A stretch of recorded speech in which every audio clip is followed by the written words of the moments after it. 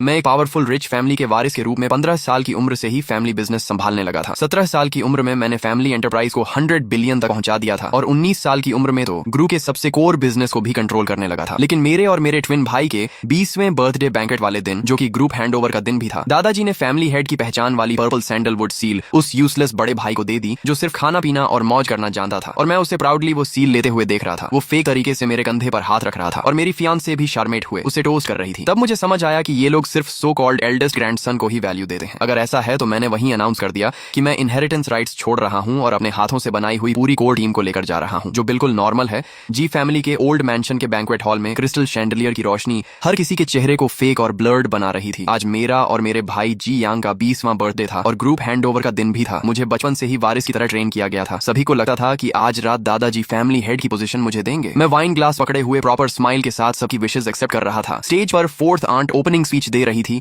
और atmosphere peak पर पहुंच चुका था। तभी दादाजी खड़े हुए और पूरा हॉल शांत हो गया। उन्होंने गला साफ किया और जोर से बोले, आज मेरे दोनों पोतों का 20वां बर्थडे है और मेरा रिटायरमेंट डे भी। फिर उन्होंने पॉज लिया और उनकी नजर आखिर में मुझ पर आकर रुकी। उनकी आंखों में कॉम्प्लेक्स इमोशन था। मेरा हार्ट बीट तेज हो गया। जी फैमिली के रूल्स के अनुसार फैमिली हेड की पोजीशन एल्डेस्ट ग्रैंडसन को दी जाती है। मेरा दिल जैसे रुक गया। मैं और जी यांग ट्विंस हैं। वो मुझसे सिर्फ 3 मिनट बड़ा है और उन्हीं 3 मिनट की वजह से मेरी 20 साल की मेहनत खत्म होने वाली थी। मैंने देखा दादाजी ने बॉक्स खोला और वो हैवी सील निकाली। फिर मुझे इग्नोर करके जी यांग की तरफ बढ़ गए, जो मेरे पास ही केयरलेस अंदाज में खड़ा था। जी यांग, आज से तुम जी फैमिली के हेड हो और जी ग्रुप के चेयरमैन भी। याद रखना, तुम एल्डेस्ट ग्रैंडसन हो और जिम्मेदारी निभानी है। जी यांग एक पल के लिए शॉक हुआ, फिर उसके चेहरे पर एक्साइटमेंट फूट पड़ी। उसने ऑलमोस्ट छीनते हुए सील ले ली। थैंक यू ग्रैंडपा, मैं जरूर करूंगा। पूरा हॉल डेड साइलेंट हो गया। सभी की नजरें स्पॉटलाइट की तरह मुझ पर टिक गईं। किसी की आंखों में सिंपैथी थी, किसी में मॉकरी, और कुछ लोग अंदर ही अंदर खुश थे। मेरे चेहरे की मसल्स स्टिफ हो गईं और मैं स्माइल मेंटेन नहीं कर पा रहा था। तभी मेरे दिमाग में एक क्लियर आवाज गूंजी, हा हा हा, जीत गया, जीत गया। मैंने कहा था ना, 3 मिनट पहले पैदा होना ही क्राउन प्रिंस बनने के लिए काफी है। जियान जैसा इडियट, इतना पढ़ा, इतना काम किया, इतना स्ट्रगल किया और आखिर में सब मेरे लिए ही किया। मजा आ गया। मैंने शौक में जियांग की तरफ देखा। वो सील उठाए खड़ा था। चेहरे पर प्योर एरोगेंस था, लेकिन मुंह से बोल रहा था, भाई आगे भी मेरी मदद करना, हम दोनों मिलकर फैमिली संभालेंगे। तब मुझे समझ आया ये उसकी इनर वॉइस है। मुझे नहीं पता मैं उसका मन कैसे सुन पा रहा हूँ। शायद एक्सट्रीम ह्यूमिलिएशन और एंगर ने कोई हिडन एबिलिटी एक्टिवेट कर दी। जियांग मेरे पास आया और मेरे कंधे पर जोर से हाथ मारा। उसकी ताकत में शोइंग ऑफ साफ दिख रहा था। देखो, इसका फेस बचपन से खुद को परफेक्ट दिखाता था। सोचता था सब फिक्स है, लेकिन ओल्ड मैन के लिए मैं ही सबसे इंपॉर्टेंट हूँ। मैंने अपने नेल्स हथेली में गड़ा दिए। तभी मेरी फियांसे ल्यू रुयन वाइन लेकर उसके पास गई। उसने वही एक्सपेंसिव ड्रेस पहनी थी जो मैंने उसके लिए खरीदी थी। उसके चेहरे पर ब्लश था और आंखों में चार्म। जी यांग ब्रो, कंग्रेचुलेशंस, फ्यूचर में मैं आपको टोस्ट करती हूँ। उसने मेरी तरफ देखना भी जरूरी नहीं समझा। तभी उसकी इनर वॉइस मेरे कानों में गूंजी, अच्छा हुआ मैंने सही इंसान चुना। जी यान केपेबल है तो क्या। जी फैमिली जैसे ट्रेडिशनल क्लैन में सबसे इंपॉर्टेंट ऑर्डर और स्टेटस होता है। अब मैं फ्यूचर चेयरमैन की वाइफ बनूंगी। तब मुझे समझ आया मेरी सारी वैल्यू उन 3 मिनट के सामने कुछ भी नहीं थी। रूल्स और ट्रेडिशन सिर्फ मीडियोक्रिटी को बचाने और टैलेंटेड लोगों को दबाने का बहाना है। मैंने जी यंग को ल्यू रुयन का ग्लास पीते देखा और जानबूझकर उसकी उंगलियों को टच करते देखा। मैंने दादाजी को सेटिस्फाइड होकर बियर्ड सहलाते देखा, जैसे उन्होंने दुनिया का सबसे स्मार्ट डिसीजन लिया हो। और रिलेटिव्स जी यंग के चारों तरफ फ्लैटर कर रहे थे, जैसे मैं कोई बैकग्राउंड कैरेक्टर हूँ। मेरे अंदर का एंगर आखिर टूट गया। मैंने धीरे से मुट्ठी खोली और हंस पड़ा। आवाज धीमी थी, लेकिन पूरे हॉल को चुकर आ गई। मैंने माइक उठाया और स्टेज पर चला गया। लाइट्स फिर मुझ पर आ गई। थैंक यू सभी गेस्ट जो मेरे और मेरे भाई के बर्थडे बैंक्वेट में आए। मैंने जानबूझकर भाई शब्द पर जोर दिया। दादाजी ने सिर हिलाया, अच्छा है, समझदार हो, आगे भी अपने भाई की मदद करना, तुम्हें फायदा मिलेगा। जी यंग स्मर कर रहा था। कंटिन्यू एक्टिंग देखते हैं। कब तक मैं पूरे हॉल को देखकर बोला, अगर जी फैमिली इतना ही एल्डेस्ट ग्रैंडसन रूल को मानती है तो मैं जीएन यहाँ अनाउंस करता हूँ कि मैं वॉलंटरीली इनहेरिटेंस राइट्स छोड़ रहा हूँ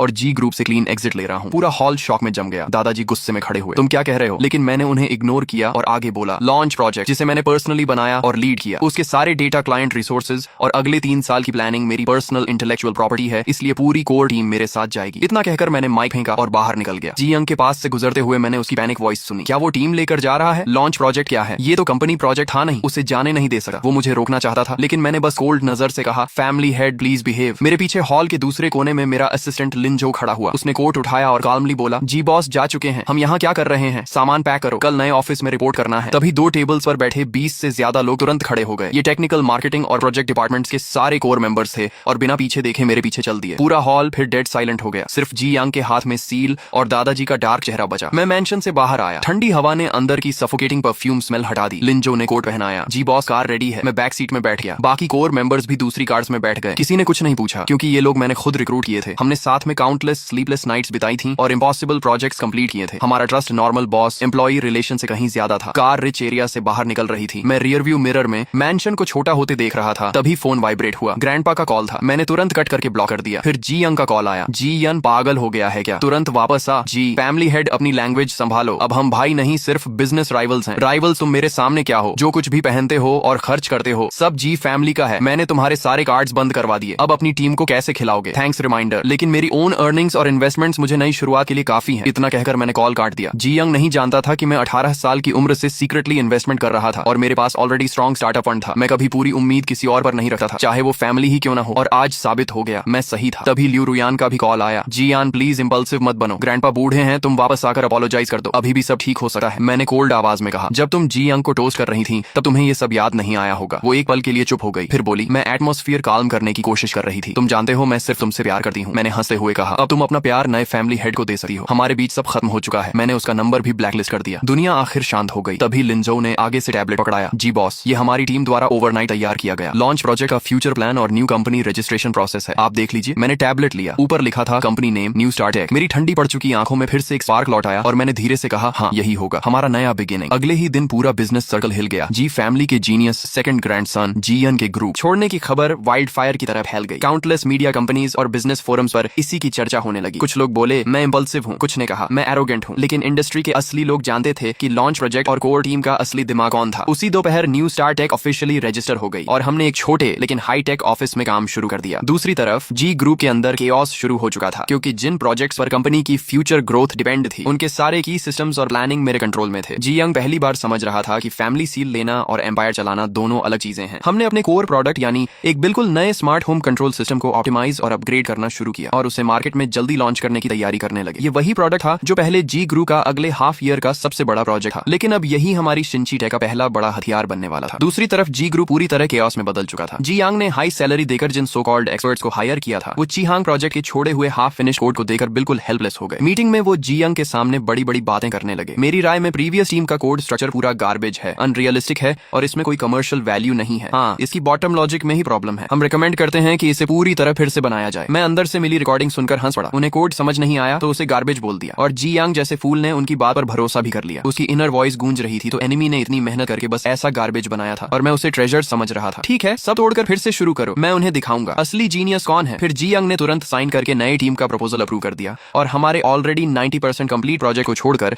जीरो से रीस्टार्ट करने का फैसला कर लिया। इस डिसीजन की वजह से जी ग्रुप को इस प्रोजेक्ट में कई करोड़ एक्स्ट्रा इन्वेस्टमेंट और कम से कम आधा साल एक्स्ट्रा टाइम गंवाना पड़ा। ग्रैंडपा ऑफिशियली रिटायर हो चुके थे, लेकिन कंपनी में क्या चल रहा है ये उनसे छुप नहीं सकता था। उन्होंने जी यांग को ओल्ड मैंशन बुलाकर जमकर डांटा। बेवकूफ, तुझे पता भी है सब कुछ दोबारा शुरू करने का मतलब क्या होता है? इसका मतलब है कि हमारी पिछले 6 महीने की सारी इन्वेस्टमेंट पानी में चली गई। जी यंग डरते हुए बोला। ग्रैंडपा उन नए एक्सपर्ट्स ने साफ कहा है कि जी यंग सिर्फ एक फैंसी लेकिन यूजलेस शेल छोड़कर गया है। आप हमेशा उसे परफेक्ट मत समझिए, अब वो हमारा एनिमी है। उसकी इनर वॉइस फिर गूंजी। ओल्ड मैन हमेशा उसी की साइड लेता है, अब भी उसी को बचा रहा है। मुझे कुछ बड़ा करके दिखाना होगा ताकि उसे पता चले सही कौन है। आखिर ग्रैंडपा भी उसे रोक नहीं पाए और भारी सांस लेकर चुप हो गए और मैंने इसी परफेक्ट टाइमिंग एडवांटेज को पकड़ लिया। 1 महीने बाद सिंची टेक ने अपनी पहली प्रोडक्ट लॉन्च कॉन्फ्रेंस रखी। मैं स्पॉटलाइट के नीचे खड़ा होकर मीडिया और पोटेंशियल पार्टनर्स के सामने हमारा स्मार्ट होम सिस्टम कीमिंग इंट्रोड्यूस कर रहा था। कीमिंग सिस्टम आपकी जिंदगी को रीडिफाइन करेगा। ये सिर्फ एक कंट्रोलर नहीं बल्कि आपका इंटेलिजेंट स्मार्ट असिस्टेंट होगा। इसकी smooth performance, human friendly design और पावरफुल कंपैटिबिलिटी मार्केट के सभी सिमिलर प्रोडक्ट्स से कई गुना बेहतर थी। लॉन्च होते ही कीमिंग पूरे टेक इंडस्ट्री में सेंसेशन बन गया। उसी दिन हमने देश की टॉप 3 होम डेकोरेशन कंपनीज के साथ स्ट्रेटेजिक पार्टनरशिप साइन कर ली और ऑर्डर्स की टोटल वैल्यू 50 मिलियन से ऊपर पहुंच गई। सिंची टेक एक ही बार में फेमस हो गई। ऑफिस के फोन्स लगातार बज रहे थे, जबकि उसी समय जी ग्रुप अभी तक अपने नए प्लान का बेसिक स्ट्रक्चर भी पूरा नहीं कर पाया था। जब जी यांग ने न्यूज में मुझे कॉन्फिडेंस के साथ स्टेज पर देखा और कीमिंग सिस्टम के अमेजिंग फीचर्स देखे तो उसने गुस्से में अपना फेवरेट एंटीक वेस तोड़ दिया। ये इम्पॉसिबल है, ये तो वही प्लान है जो हमने बनाया था। वो 1 महीने में इतना पावरफुल कैसे हो गया? तब जाकर उसे एहसास हुआ कि वो उन फेक एक्सपर्ट्स द्वारा बेवकूफ बनाया गया था। जिसे वो गार्बेज समझ रहा था वो एक्चुअली मार्केट बदल देने वाला गोल्ड था और उसने खुद उस गोल्ड को डस्टबिन में फेंक दिया। जी ग्रुप के स्टॉक्स फिर बुरी तरह गिर गए। बोर्ड मीटिंग में जो अंकल्स पहले ग्रैंडपा की साइड लेते थे अब कंप्लेन करने लगे। देख लिया क्या हो गया, जीएन के जाते ही कंपनी और नए प्रोजेक्ट्स ऑलमोस्ट कोलैप्स हो गए और अब वही हमारे प्रोजेक्ट को लेकर हमारा बिगेस्ट कॉम्पिटिटर बन गया। ये आखिर हो क्या रहा है? ग्रैंडपा मेन सीट पर बैठे थे और उनका चेहरा इतना डार्क था जैसे पानी टपक पड़े। वो दांत पीस कर बोले, जीएन उस बास्टर्ड के पंख निकल आए हैं। उसने पलट कर काटना शुरू कर दिया, लेकिन उन्हें नहीं पता था कि ये तो सिर्फ शुरुआत थी। कीमिंग सिस्टम की सक्सेस ने शिंची टेक को इंडस्ट्री में मजबूती से खड़ा कर दिया। हमने तुरंत मार्केट एक्सपैंड करना शुरू किया और सिर्फ 3 महीनों में domestic high and smart home market का 30% हिस्सा अपने नाम। लेकिन ल्यू रुयन की हालत भी अच्छी नहीं रही। जी यांग बाहर लड़कियों और पार्टीज में बिजी रहने लगा और उसे पूरी तरह भूल गया। ल्यू फैमिली ने गलत साइड चूज की थी, इसलिए उनकी सोशल पोजीशन भी तेजी से गिरने लगी। सुनने में आया कि ल्यू रुयन कई बार पार्टीज और बिजनेस इवेंट्स में मुझसे मिलने की कोशिश करती रही, लेकिन हर बार मेरे बॉडीगार्ड्स ने उसे बाहर ही रोक दिया। मैंने उसे एक बार भी प्रॉपर्ली देखने की जरूरत नहीं समझी। कुछ लोग एक बार लाइफ से निकल जाएं तो हमेशा के लिए खत्म हो जाते हैं और मेरे पास ऐसे बोरिंग बोरिंग लोगों और चीजों पर वेस्ट करने के लिए बिल्कुल समय नहीं था। मेरा असली लक्ष्य था उस रॉटन और एरोगेंट जी ग्रुप को पूरी तरह खत्म करना, जो सिर्फ ब्लड लाइन और एल्डेस्ट सन रूल्स को ही सब कुछ मानता था। जी ग्रुप की फाइनेंशियल कंडीशन अब कोलैप्स होने की कगार पर पहुंच चुकी थी। जी यंग की बेवकूफ इन्वेस्टमेंट्स एक बॉटमलेस पिट की तरह कंपनी का पैसा निकल रही थी और कोर बिजनेस की डाउनफॉल की वजह से कंपनी रेवेन्यू भी बुरी तरह गिर चुका था। बैंक्स लोन रिपेमेंट मांगने लगे, सप्लायर्स पेमेंट के लिए ऑफिस पहुंचने लगे, कंपनी के अंदर पैनिक फैल गया, एम्प्लॉइज सीक्रेटली रिजाइन करने लगे। आखिरकार जी यंग डर गया, उसके पास कोई तरीका नहीं बचा, इसलिए वो फिर से ओल्ड मैंशन में दादाजी के पास मदद मांगने पहुंच गया। स्टडी रूम में दादाजी लेटेस्ट फाइनेंशियल रिपोर्ट देकर कांप रहे थे। सिर्फ 6 महीने में तुमने कंपनी की ये हालत कर दी। जी फैमिली की 100 साल पुरानी लेगेसी तुम्हारे जैसे निकम्मे की वजह से खत्म हो जाएगी। जी यांग जमीन पर घुटनों के बल बैठ गया और रोते हुए बोला, ग्रैंडपा मुझसे गलती हो गई, प्लीज एक बार और मदद कर दीजिए। ओल्ड मैन के पास जरूर सीक्रेट मनी होगा, अगर वो निकाल दें तो कंपनी बच सकती है। वंस कंपनी स्टेबल हो गई तो मैं सब संभाल लूंगा। दादाजी ने आंखें बंद कर ली, उनके चेहरे पर सिर्फ थकान और डिसअपॉइंटमेंट बची थी। काफी देर चुप रहने के बाद उन्होंने कहा, अभी सिर्फ एक रास्ता बचा है। जी यंग तुरंत बोला, कौन सा रास्ता? दादाजी ने भारी आवाज में कहा, जीएन को वापस लाओ। अगर वो वापस आने को तैयार हो जाए तो मैं फैमिली सील उसे दे दूंगा और तुम्हें उसका असिस्टेंट बना दूंगा। आखिर इस हालत में उन्हें झुकना ही पड़ा, लेकिन जी यंग तुरंत भड़क गया, इम्पॉसिबल, मैं उसके सामने झुकूं और उसका असिस्टेंट बनूं? मैं ही एल्डेस्ट ग्रैंडसन हूं, मैं ही फैमिली हेड हूं, उससे माफी मांगने से अच्छा तो मैं मर जाऊं। वो आखिर है क्या? बस मेरे पेरेंट्स का उठाया हुआ एक आउटसाइडर। तभी उसकी इनर वॉइस मेरे दिमाग में गूंजी। आउटसाइडर ये शब्द बिजली की तरह मेरे दिमाग में गिरा। मैं हमेशा सोचता था कि हम ट्विंस हैं, बचपन से सब यही कहते आए थे, क्या सच कुछ और है? मैंने तुरंत लिंजो को ऑर्डर दिया कि जिस हॉस्पिटल में हमारा जन्म हुआ था वहां के सारे पुराने रिकॉर्ड्स निकलवाए जाएं। 3 दिन बाद लिंजो मेरे सामने एक पुरानी बर्थ सर्टिफिकेट में मदर का नाम मेरी माँ का ही था, लेकिन बेबी इन्फॉर्मेशन में सिर्फ जी यांग का नाम लिखा था और डीएनए रिपोर्ट ने तो सब क्लियर कर दिया। एक रिपोर्ट में जी यांग और मेरे पेरेंट्स के बीच रियल ब्लड रिलेशन था, लेकिन दूसरी रिपोर्ट में मेरे और उनके बीच कोई ब्लड रिलेशन नहीं था। यानी मैं असल में जी फैमिली का बच्चा था ही नहीं। मुझे उसी दिन हॉस्पिटल से उठाकर लाया गया था। नहीं, शायद ये कोई एक्सीडेंट नहीं था। जी फैमिली जैसी पावरफुल फैमिली 20 साल तक ऐसी गलती नोटिस न करे, ये इम्पॉसिबल था। इसका मतलब ये सब जानबूझकर किया गया था। शायद उस समय जी यांग बहुत वीक और सिक पैदा हुआ था, इसलिए फैमिली ने एक हेल्थी बच्चे की जरूरत में मुझे उठा लिया ताकि दुनिया को ट्विंस की कहानी सुनाई जा सके। और मैं सिर्फ उनका बैकअप प्लान था। मुझे हेयर की तरह ट्रेन सिर्फ इसलिए किया गया क्योंकि जी यंग कमजोर था, लेकिन जैसे ही वो बड़ा होकर हेल्थी दिखने लगा मैं एक्सपेंडेबल बन गया। एल्डेस्ट ग्रैंडसन वाला रूल सिर्फ एक एक्सक्यूज था ताकि लीगली सब कुछ जी यंग को दिया जा सके। आखिर में ये सब एक केयरफुली प्लान्ड स्कैम निकला। मैं जी यंग शुरू से आखिर तक सिर्फ जी फैमिली की चेसबोर्ड का एक पॉन था। ये सच मेरे दिल में बची हुई आखिरी उम्मीद को भी खत्म कर गया। लेकिन हैरानी की बात ये थी कि मुझे ना गुस्सा आया ना दुख, मेरे अंदर बस डरावनी शांति बची थी, क्योंकि अब मेरे और जी फैमिली के बीच कोई ब्लड रिलेशन नहीं था। इसलिए अब जो कुछ भी मैं करूंगा उसमें मुझे कोई गिल्ट महसूस नहीं होगा। उधर दादाजी के प्रेशर में आकर आखिरकार जी यांग ने मुझे फोन किया। कॉल कनेक्ट होते ही उसने दांत पीसते हुए कहा, जी यान क्या तुम फ्री हो? हमें मिलना है। उसकी इनर वॉइस लगातार मुझे गालियां दे रही थी, बस पैसे मिल जाएं फिर देखना मैं इसे कैसे बर्बाद करता हूँ। मैंने शांत आवाज में पूछा, क्या बात है? उसने मजबूरी में कहा, ग्रैंडपा चाहते हैं कि तुम वापस आकर कंपनी बचा लो। मैंने उसे बीच में ही रोक दिया, अगर मुझे वापस चाहिए तो मेरी कंडीशंस होंगी, पूरे शेयर होल्डर्स मीटिंग के सामने और मीडिया के सामने। तुम और दादाजी खुद फैमिली सील और चेयरमैन अपॉइंटमेंट लेटर मेरे हाथ में दोगे और अपने पुराने फैसले के लिए पब्लिक अपॉलॉजी भी करोगे। जी यंग पागलों की तरह चिल्लाया, इम्पॉसिबल, हम तुमसे माफी मांगे, तुम खुद को समझते क्या हो? मैंने ठंडी आवाज में कहा, तो फिर तैयार रहो 1 हफ्ते बाद जी ग्रुप की बैंकरप्सी देखने के लिए। और मैंने कॉल काट दिया। मुझे पता था दादाजी अपनी रेपुटेशन बचाने के लिए कुछ भी करेंगे। वो कभी नहीं चाहेंगे कि जी ग्रुप उनके हाथों खत्म हो। 2 दिन बाद खुद दादाजी का फोन आया। उनकी आवाज पहले जैसी पावरफुल नहीं रही थी। उन्होंने थकी हुई आवाज में कहा, तुम्हारी सारी कंडीशंस मंजूर हैं। फ्राइडे को शेयर होल्डर्स मीटिंग होगी। मीटिंग वाले दिन पूरा कॉन्फ्रेंस हॉल मीडिया और शेयर होल्डर्स से भरा हुआ था। दादाजी स्टेज पर आए, उनका चेहरा बूढ़ा और कमजोर लग रहा था। उन्होंने माइक पकड़ा और भारी आवाज में कहा, मेरी गलत डिसीजंस और जी यंग की लैक ऑफ एक्सपीरियंस की वजह से कंपनी क्राइसिस में आ गई है, इसीलिए बोर्ड ने फैसला लिया है कि जी यंग को वापस चेयरमैन बनाया जाएगा। इतना कहकर उन्होंने पर्पल सैंडलवुड सील और अपॉइंटमेंट लेटर उठाया और कांपते हुए मेरी तरफ बढ़ने लगे। सभी मीडिया कैमरास उसी मोमेंट को कैप्चर कर रहे थे। हर किसी को लगा कि ये रिकंसिलिएशन और पावर ट्रांसफर का मोमेंट है, लेकिन तभी मैंने उन्हें रोक दिया। सब लोग शॉक होकर मेरी तरफ देखने लगे। मैंने अपने ब्रीफ केस से डॉक्यूमेंट्स निकाले और लिंजो को कहा कि सब शेयर होल्डर्स और रिपोर्टर्स में बांट दें। फिर मैंने माइक उठाकर कहा, चेयरमैन पोजीशन एक्सेप्ट करने से पहले मैं चाहता हूं कि आप लोग पहले ये डॉक्यूमेंट्स देख लें। दादाजी और जी यंग ने जैसे ही पेपर्स देखे, दोनों के चेहरे सफेद पड़ गए, क्योंकि उन पेपर्स पर लिखा था डीएनए टेस्ट रिपोर्ट। दादाजी के अंदर पैनिक फूट पड़ा। उसे ये कैसे पता चला? ये सीक्रेट तो सिर्फ मुझे और उसके पेरेंट्स को पता था, जबकि जी यंग कंफ्यूज्ड और डरा हुआ था। मैंने उन्हें रिएक्ट करने का मौका दिए, बिना माइक उठाया और कहा, आज मैं एक 20 साल पुराना सच बताने जा रहा हूँ। मैं जी फैमिली का असली बच्चा नहीं हूँ। मेरे हाथ में जो डीएनए रिपोर्ट है वो साबित करती है